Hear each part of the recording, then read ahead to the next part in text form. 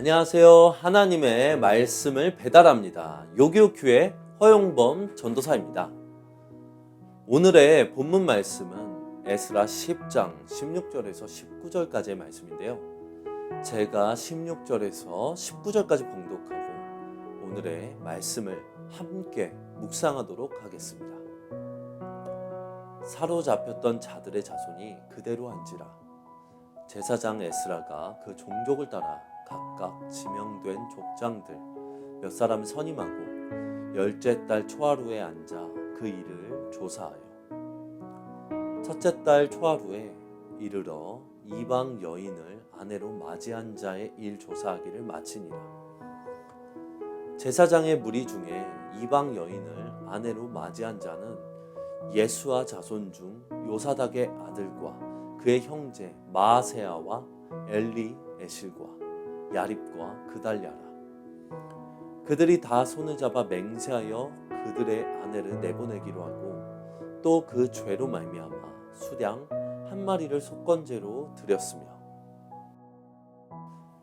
2차 대전 후에 20세기 중반의 유럽은 완전히 정신적인 공백 상태에 빠져 있었다고 합니다. 그 전까지만 해도 유럽인들은 인간을 믿었는데 문예부흥과 휴머니즘의 영향으로 인간이 위대하고 대단한 존재라고 생각한 것입니다. 하지만 유럽에서 2차 세계대전이 일어나고 히틀러는 유대인을 600만 명, 가장 비참하고 끔찍하게 그 많은 사람을 죽였습니다.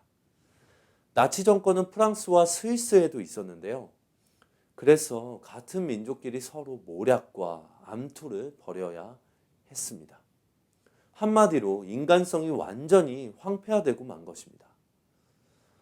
이런 모습을 보면서 그들은 철저하게 절망할 수밖에 없었습니다. 인간이 이 정도밖에 안 되는가? 바로 그때 셰퍼 목사라는 분이 스위스의 알프스 산록에 라브리 공동체를 세웠다고 합니다. 라브리라는 이 말은 프랑스어로 은신처, 피난처를 의미한다고 합니다. 그가 라브리 공동체를 세운 목적은 진정한 공동체 생활을 통해서 파괴된 인간성을 되찾고 일그러진 신앙을 회복함으로써 유럽 정신사의 황폐한 골을 메워서 시대의 정신적, 영적 지주 역할을 하기 위함이었습니다. 라브리 공동체의 학자, 예술인, 종교인, 엔지니어 등 각계의 수많은 지성인들이 모여서 셰퍼 목사와 함께 쉼과 회복의 공동체 생활을 하면서 복음을 통해 진정한 치유와 회복과 자유의 은총을 입게 되었습니다. 또한 유럽 사회의 정신적, 영적 지주 역할을 할 수 있었습니다. 인간에게 쉼과 회복이란 참으로 중요한 것입니다. 참된 쉼을 통하여 진정한 치유와 회복을 얻을 수 있기 때문입니다. 그래서 요즘 매우 많은 사람들이 피서와 휴가를 즐기고 있는데요. 근데 쉼이란 것은 전인적이어야 하면서도 그리스도 안에서 참된 쉼이어야 합니다. 그렇지 않으면 그 모든 쉼들마저도 방황이고 피곤이며 괴로움의 연속일 수가 있다는 것을 우리는 기억해야 합니다. 그렇다고 우리가 모두 알프스의 라브리로 갈 수는 없지 않습니까? 우리 주변 인생의 라브리가 많이 있기 때문입니다. 그 라브리가 바로 이 교회입니다.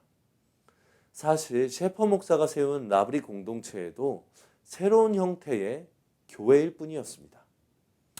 하나님은 교회를 인생의 참 쉼터요, 피난처로 우리에게 주셨습니다.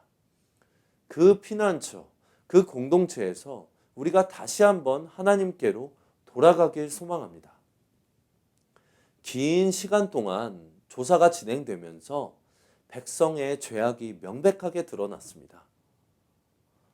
오늘 말씀에서 부끄러운 죄 앞에서 지도자들을 위시한 많은 백성들은 부끄러워하고 있기보다는 근본적인 치료에 앞장서는 모습을 볼 수 있습니다.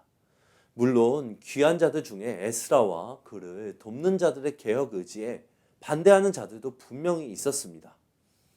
하지만 에스라는 강제로 일을 진행하지 않고 백성 스스로 그것을 결정하도록 했다는 점을 주목해야 합니다. 억지가 아니라 스스로 시작한 일을, 그러니까 자발적으로 일을 하도록 만든 것입니다. 지도자 에스라는 귀한 자들이 바른 길로 들어설 수 있도록 조급해하지 않으면서 그들을 독려하고 있습니다. 에스라도 개혁 실패에 대한 부담감을 가지고 있었겠죠. 하지만 많은 백성의 동의가 기도에 대한 하나님의 응답으로 그는 보았을 것입니다.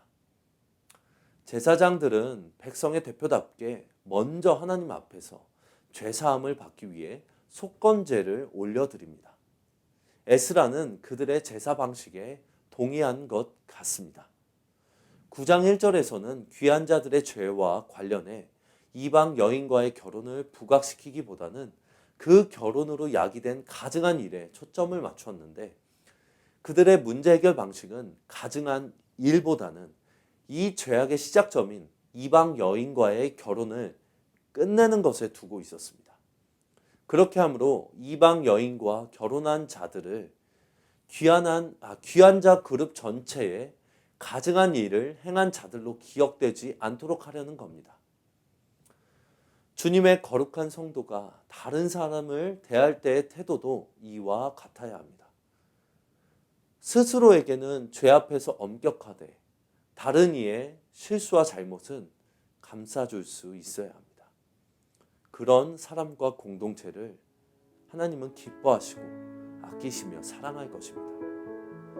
부끄러운 목록을 바라보는 성도 역시 자신도 원래 그런 자였으나 예수 그리스도를 통해 새롭게 되었다는 사실을 오늘 다시 한번 확인하시는 여러분들이 되시길 간절히